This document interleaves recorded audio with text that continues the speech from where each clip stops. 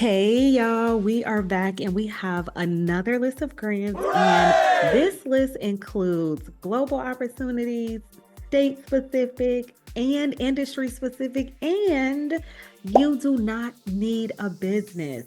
We have upwards of $335,000 of free money that you do not have to pay back as an opportunity to get you closer to generational wealth with your business. And if you would like for me to possibly find a grant in your industry or your state, please leave me a comment. Let me know where you're watching from. Let me know what type of business that you have. And I might just pull your comment and you see a video for a state specific or industry specific grant for your state and or business. With that, let's get into this first grant opportunity.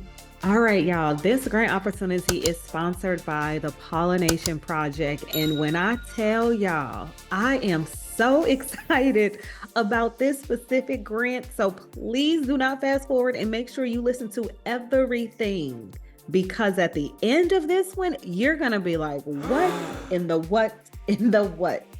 And this opportunity, you do not have to have a business. So if you don't have a business and you are looking to give back to your community, this is going to be the grant opportunity for you. And you get up to $10,000, minimum of $1,000, but you can get up to $10,000 for your business, or if you don't have a business. Okay. So let's scroll and look at some of the eligibility requirements. This is for early stage ideas, y'all. The annual budget for your group or organization must be less than $50,000. And then, as we've mentioned, the total cost for the project must be less than $10,000. Now, let me go back up because I want y'all to see who they're funding. They fund individuals. So remember, don't need a business, informally organized groups and organizations, and formally registered or incorporated nonprofit organizations based anywhere in the world. This is a global opportunity. So if you are not located inside of the US, I know y'all in them comments, this is the opportunity for you. So please apply for this grant opportunity that does not require a business, and it's a global opportunity. And you can be an individual, or it can be a group of people that you got together, but you want to give back to the world. Now, they do have restrictions of who they will support. So this is information you can look at: new people in projects, grassroots volunteerism. This cannot be paid. And when I say paid, no one can be paid. Everyone has to be a volunteer. Your group or organization must not have paid staff. This is truly for individuals that want to do good in the world. Of course, you have to be legally compliant because they're not going to fund, illegal businesses. Equality and inclusion, you can't discriminate. So don't ask for money to go off and discriminate. So we would never do that anyways. And then they will not fund any person or organization carrying out work promoting or advocating for animal agriculture, even if that work is not part of your proposal. Now, we are going to go into the FAQ because I want you all to see some of the caveats that are associated with animal cruelty. Now, here's a beautiful thing. What opportunities are available to me if I am funded? The opportunity to apply for other one-time funding opportunities that TPP may offer existing grantees. So once you are in their nucleus, okay, you potentially will have access to other grant opportunities. That's why I always say it is important to apply for these grants, even if you just want to get on their email list, because then you get access to grants that possibly are not known to the public at all. Here's another thing to pay attention to: grant reporting. You will have to report, okay? And we've talked about this in other videos that when you get these grants, you need to make sure that you're able to comply with all aspects of the grants. And a lot of the things occur after you get the money, which is this grant reporting requirement where they are going to want an update on what you use the funds for and to make sure that you in fact use those funds for the intended purpose. Because if you do not use the grant funds for the intended purpose, you will have to pay the money back. That is an instance where grant funds are not free money and you in fact have to pay it back. Okay, now with the FAQ, I highly recommend that you read all of them, but we are going to focus on two important FAQs that they answered. The first one is if you are distributing food at a food bank, because remember, they stated that foods that are associated with animals, they would not support that. However, they give an answer and they say, this is the exception because they do believe that animal agriculture is cruel and environmentally destructive. However, they recognize that food banks and other groups are reliant on donations and can't always choose the items they are able to distribute. So if you have a food bank or if you want to put together a community food bank, you are eligible to apply for this grant opportunity. And remember, this is a global opportunity and you do not have to be a current organized entity, i.e. under the Secretary of State. You can be a community group that have decided to collect donations in order to give back within your community. Now, we talk about taxes all the time and that grants are taxable income and that you need to put aside a certain percentage to ensure that at the end of the year, you are able to pay back the money being the taxes to the IRS, not the full amount. But listen to this, y'all. Will I have to pay taxes on the grant money? And they say, we cannot advise on your personal tax situation, but as long as grant money is used for qualified project purposes and no funds are used to pay the grantee or any member of a grantee's family, we will not issue a 1099 or report grant income to the IRS. If you are a US-based grantee and you do not submit receipts and reporting for your grant, we are required to issue a 1099 form and report your grant as taxable income to the IRS. I have never seen a grantor say that if you follow all of the requirements upon this grant, that we will not give you a 1099 and that we will not report this to the IRS. Now, I am not a tax person. I'm not no expert. I recommend that you talk to your local accountant, CPA, to figure out what it is that you should do because grants are taxable income. However, the only way that the IRS can tax that income is if they are put on notice that that income was distributed to an individual. And if the grantor is not going to notify the IRS that the funds were distributed, guess what? The IRS can't look for you and you're not even on their radar because in their minds, no money was ever given to you. I digress on that. Do whatever you think is in the best interest of your business, but please seek professional advice. That is not me. I'm a lawyer. I am not an accountant. Now, y'all, if you are new to the channel, welcome. I am Ebony, a licensed attorney out of the state of Missouri, and on this channel, we focus on grants, legal tips, and setting the foundation for your business to get you to generational wealth because, yes, money is good, but we want our money to serve generation after generation after generation. Check out the small business grant playlist. There are several opportunities listed there. We talk about no deadline grants, industry specific, state specific, nonprofit, all that good jazz. And y'all, I have launched not one, but two books. And as you can see, both of these books are filled with content. I am not fluffing y'all. It talks about if you get the grant, if you don't get the grant, applying for the grants. The first book is our ebook where it's literally a deep dive into small business grants. The second one is a workbook. So if you're someone that likes to do fill in the blanks, quizzes, sample answers, all that good jazz, is going to be a link in the description with the website so you can actually go and read the description and the 5-star reviews for both of those books.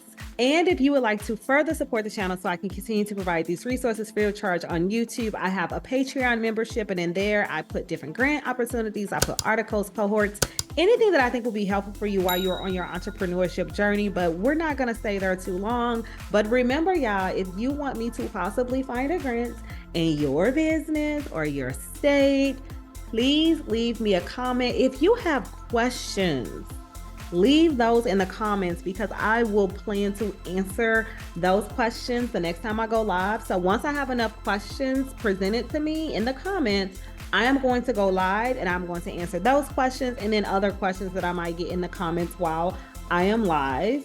Now, this next grant, y'all, is sponsored by MasterCard and it is for $10,000. Now, some of the eligibility requirements that we want to look at, first and foremost, you have to have a minimum of one employee. It must be 51% owned by a woman. So If you have a partner, that's 51% ownership, and you're not a woman, you're still eligible to apply for this small business grant opportunity. And they are going to select 10 women-owned small businesses to walk away with this $10,000. You must make less than $1 million in your business. You must be in business for 1 year prior to October 1st, 2024. So you must be in business a minimum of a year, and then no franchises are allowed. The application is pretty simple. As you see all of the questions, you can scroll through this, look at this to figure it out. I always recommend that you look at the terms and conditions, because this is where the meat and potatoes are when it comes to applying for grant opportunities, because most folks do not go here and get the details of the eligibility requirements. And then they also talk about the selection criteria. This is where you really want to sit and figure out what is it that they're looking at, right? So they're going to look at the applicant's ability to clearly and effectively communicate. We know what that means. How concise are you? They want you to be concise and get to the point. Why they should receive the fund and how the fund will be used. We know this is a key question. What are you going to do with the money? Okay. The applicant's ability to clearly and effectively communicate the business's short and long-term goals. What are you going to do in the short term? What are you going to do in the long term? Because remember, they are always looking for businesses that have longevity, and they're always looking for business owners that are thinking like a business owner. And business owners do not just think about what is in front of them. They have a 1 year, 3 year, 5 year plan associated with how they're going to scale and grow their business. And then the potential impact of the fund on the applicant's ability to communicate the short and long-term goals and growth aspirations. So just always make sure that you're not only reading, what they put in front of you, but you are making sure that you read that fine print, because individuals who do not read the fine print, more likely than not, are going to miss critical information that is going to get their grant application tossed out before they even had an opportunity to read probably past sentence 1 and or they have written something that's way too long.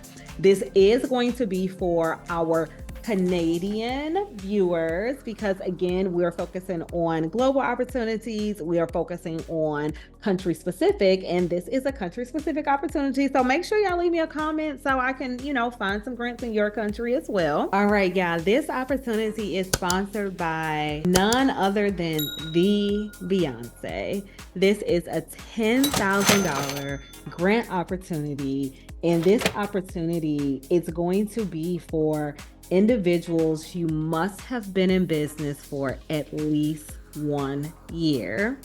And then with this $10,000 grant opportunity, they are looking to help cosmetologists. And the cosmetologists, you must have been a licensed cosmetologist for a minimum of 2 years. And then there has to be a hardship. So there has to be a need communicated when applying for this grant opportunity, which, listen, in this economy, unless, you got lines out the door, which I know plenty of cosmetologists do, I highly recommend applying for this grant opportunity, because there are several opportunities for you to potentially walk away with this money. And then, as they say, we recognize running your own business is difficult, no matter if you rent a booth, operate a salon, or work out of your home. So listen, yet again, another opportunity for an individual that is just getting their business off of the ground. And sometimes grantors will not fund businesses that are operating out of their homes, especially ones that typically are not operated out of their homes. Let me say that, because when you think of a salon, you don't think that someone is operating out of their home when you are applying for a grant. So she gets it that sometimes we can't afford to pay a booth rent, and she is willing to make an exception for individuals that still have their licensed business but might be operating out of their home. Now, if you are operating out of your home and your city requires a business license, even when operating out of your home, please make sure that all of that is ready because that is going to be a part of their due diligence to make sure that you are legally operating your business. Now, this is going to be one of our state-specific grants, so I do hope that you leave me a comment and let me know what state you are watching from so I can look for grants in your location as well. But you have to be Atlanta, Chicago, of course she put Houston, Los Angeles, and New Jersey, so they can continue their transformative impact in community. And as we discussed, as far as the eligibility requirements, operate within one of their 5 selected markets, demonstrate a need due to financial hardship, currently a licensed barber, hairstylist, or cosmetologist for a minimum of 2 years, has a lease agreement for a salon, suite, booth, or chair, or show proof of salon business ownership. So that would be through your Secretary of State, having that LLC or corporation. So making sure that you have done that. So this would be critical for individuals that are not operating in a salon to show proof of a salon business ownership. So if you have not incorporated your business, unfortunately, you wouldn't be eligible for this grant opportunity because you have to be in business for a minimum of 1 year, and then you're going to complete the application. You're probably wondering, where's the application? There are several. We missed a few. Some of you might not have if you were inside of the Patreon, but here is when the next round is. And I want you all to be ready for this one. So you have November 1st. Okay, so mark your calendars, November 1st, get ready to apply for $10,000 of free money that you will not have to pay back. And as I always tell you all, make sure that you are applying for these grants as soon as you see them. You see me, you see this video, because a grantor can close a grant at any time that they see fit for any reason. And they have given out several of these grant opportunities, not saying that they're going to run out of money. However, there's a possibility that any grantor can close a grant, and I've seen $1 million grants get closed because too many people have applied. All right, if you all love shopping with Tory Burch, honey, this is a great opportunity, and I love me a Tory Burch bag. This is a $5,000 opportunity, and more importantly, this is a fellowship. And yeah, I know I love mentors. I firmly believe that a mentor is more valuable than money, because you are going to get someone that has already been through all of the teachable moments, or close to most, by the time they get to you, and you're able to skip those steps and get your business off the ground quicker than you would if you had to go through all of those teachable moments on your own. And here are some of the things that you're going to get from them. You're going to get digital education, the financial resources, but listen to this, y'all. Access to 0% interest loans. A loan at 0%, that is nearly unheard of. So you want to make sure you apply for this opportunity, and you apply for this opportunity as soon as you hear me say apply for this opportunity. And then you get a premier peer network. That's incredible. That's your mentorship. And then you get the Fellows Lab, where they put the year's learning to use in a culminating company presentation to experts who offer guidance on your main business challenges. So you're going to get your mentor, but then you're going to get opinions and feedback from industry experts that is going to help you continue your journey past this fellowship that you're going to participate in. Now, you must be 21 by November 1st, 2024. That is one of the requirements. And then it must be a for-profit business. And then you must be in business 1 to 5 years. And then 51% ownership by a woman. Okay, so 51% ownership by a woman. Of course, if you have a partner that's not a woman and that individual owns 49%, you're eligible to apply for this grant opportunity. As I said, make sure you peruse the website. The website typically is going to show you people that got the grant in the past, as well as the eligibility requirements, which we just went over. You want to look at the company criteria. You want to look at the FAQ. Similar to our last grant that we just discussed in this video, rewind if you missed that one. There's one thing that I want to pull from the FAQ for us to look at, and that is the requirement of the business plan. What if you don't have one? Yeah, they have a business plan builder.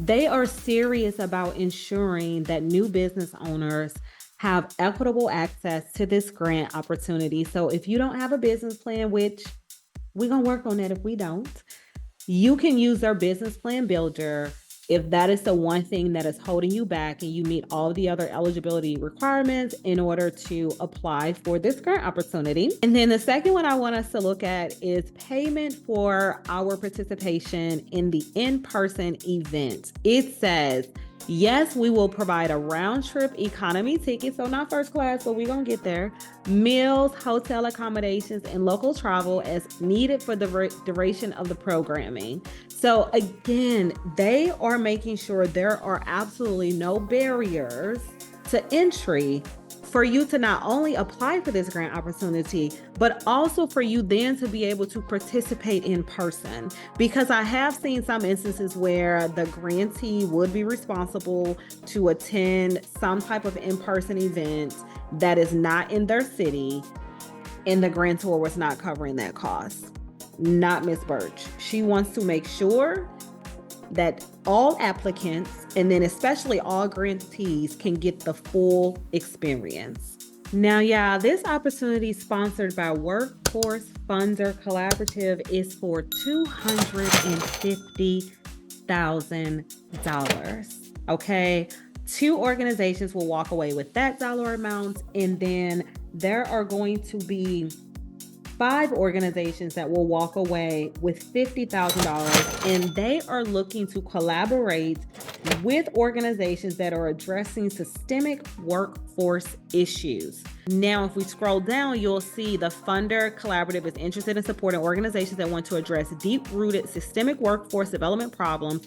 We hope to invest in organizations that are interested in deep and sustained engagement with the Funder Collaborative to create or enhance existing programs that lead to systems change and include principles of equity, collaboration, innovation, and learning. On top of this, we always peruse the website, and they give examples of what they are talking about. If you're thinking like, systemic change, what are some things that I could be working on?